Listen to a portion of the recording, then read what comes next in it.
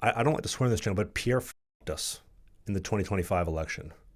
He had one of the biggest leads in political history and then choked, went so liberal to try to, for whatever reason, try to appease the liberal base.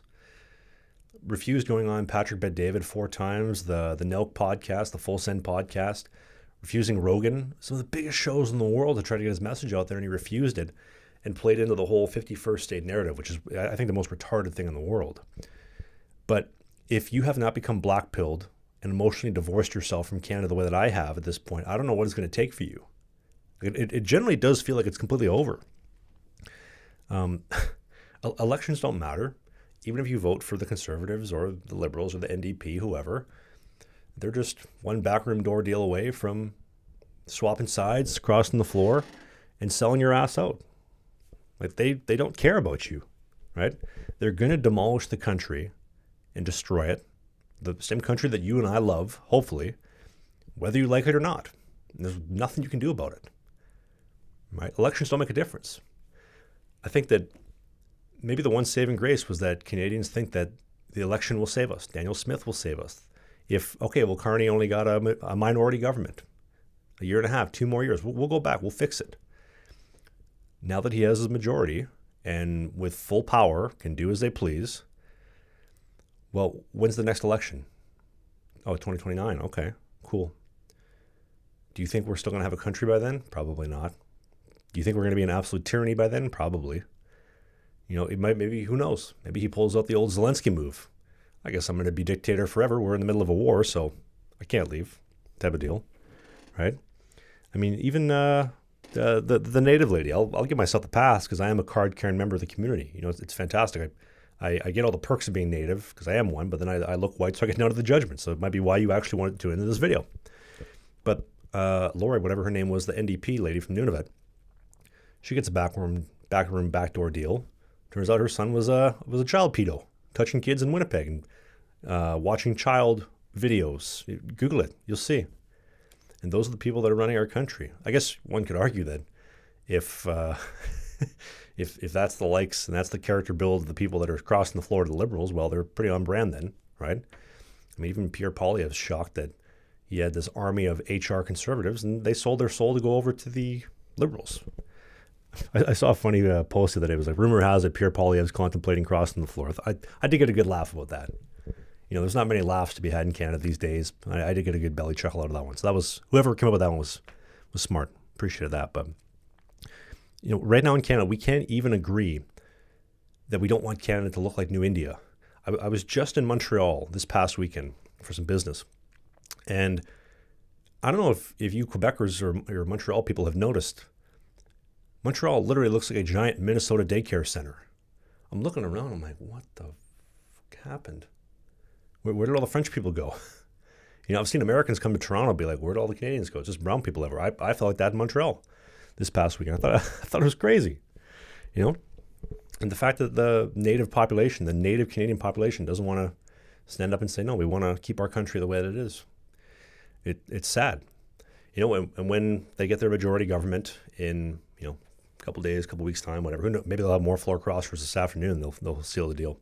Everything else is just cherry on top. But when they ram through Bill C9, where like the UK, they can throw your ass in jail for mean tweets or anything they don't like. Who knows? Maybe they'll throw me in jail. Maybe they have good jail coffee. I don't know. I don't know. Maybe the jail accommodations in Canada aren't that bad. Who knows?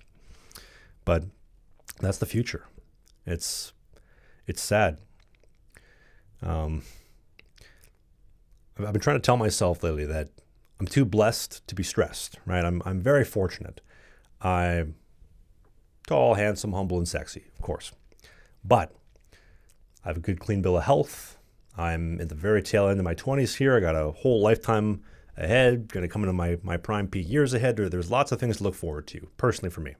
And ultimately, I'm not in Iran, right? If I was in Iran, things could be a whole lot worse. Well, I'm not in Iran yet. I don't know, when I saw Carney talking about, we haven't ruled out sending out troops to support him, I thought, oh boy. You know what? I didn't have this in the programming, but just a thought coming to mind here. If Canada was to support that, which, I mean, it's kind of funny. Our borders here are completely wide open, but we got to go help secure some border over the Middle East that has no influence on us, but we'll just leave the borders here wide open and be invaded. But there's like 13 people in the Canadian military countrywide. So I don't know who's going to go fight for their country. I even thought the other day too, I thought, if the Prime Minister invokes something to have like a military draft where all military age men in Canada have to go and fight, I would probably be in that camp. But I thought to myself, pretty much every military age male that I know would not go and fight for their country. I have zero desire to go and fight for my country. If somebody was going to come in and take over and invade, I'd say, right this way, fellas. The gold mine's over there. The stuff you want's there. Please, make yourself at home. Put your coat up on the bed, like the late, great Gord Downie once said. Jacques Cartier, right this way. But there's no sense of patriotism within the country or current level of pride, even in myself, to want to go and do that. But then I thought, to be the logical person that I am, I thought, well, maybe if everybody was forced to go and fight for the country in the military against their will, people would protest and have a giant civil unrest, hopefully a peaceful revolution. But then they would use that to, like the trucker convoy, break out the military, break out the RCMP, break out the ride horses, etc., freeze bank accounts, and then take a bunch of people and say, you're going whether you like it or not. Sadly, I'd probably be one of them. And we'll go throw your ass over in Iran and you can go die in the Middle East type of deal. And maybe, who knows, maybe it's the final stage to bring in the surveillance state of like, oh, look at how crazy things are. People are protesting. We need mass surveillance and AI police to keep everything secure. And also all the white Canadians that, born and raised like myself, even though I look like it, will send your ass over to go die in the Middle East. And then that'll be the end of white males in Canada. They'll be able to just have the women left. Nobody will be here to support and protect them. I mean, I've argued before that Canadian men have just completely dropped the ball in protecting our women. Like our beautiful white Canadian women that I love so much, we have completely abandoned and dropped the ball in allowing them to be manipulated the way that they have been, and using them as a pawn to facilitate the destruction, the demolition, the controlled demolition of our country. It's awful. But who knows? I wonder with the majority, though, with his, negotiated majority, I wonder when is enough enough? Have Canadians had enough yet? Have they suffered enough? Is there an appetite for radical change? Is there an appetite to say, okay, that's the last straw. I'm willing to go down to Ottawa? Because realistically speaking, you're not allowed to say it. And I think Bill C-9 is kind of further emphasized and like, hey, don't say this or you're going to go to jail.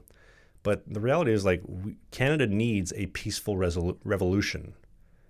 Like, if the trucker convoy had 100,000 people in Ottawa, we need 1 million people going down to Ottawa to say, we want the country back. Enough. Like, you politicians hate us. You despise us. You do not work for us. You hate people like me. You hate the average person going about their day-to-day life, trying to provide, trying to have kids, reproduce, have one kid, have a woman that respects them, and have a life that they find fulfillment in. You hate people like us. You despise us. We'd like our country back, please, and some semblance of normalcy of the Canada that I grew up in, because this is not the Canada that I grew up in. And it's terrifying. I don't know about anybody else. I've said it before. I'm a very large man. I'm 6'5", 240 pounds. I train Muay Thai. I train fighting. With that said, when I go out in public, I'm still very concerned that I'm going to be stabbed at the next opportunity, if it's on the bus, on the SkyTrain, whatever. Because the streets just feel unsafe. It's crazy. I don't know if anybody else shares that same feeling, but I definitely feel it. And just remember all the things that they're spending money on to keep you quiet, to censor you, to control the internet, to freeze bank accounts, send the riot police out there. Remember, it was that or reasonable healthcare, free healthcare. It's not free, obviously, or fixing the roads. God forbid. I don't mind driving in downtown Winnipeg. It's kind of like driving through Bosnia, but we'll make do with what we got for the time being.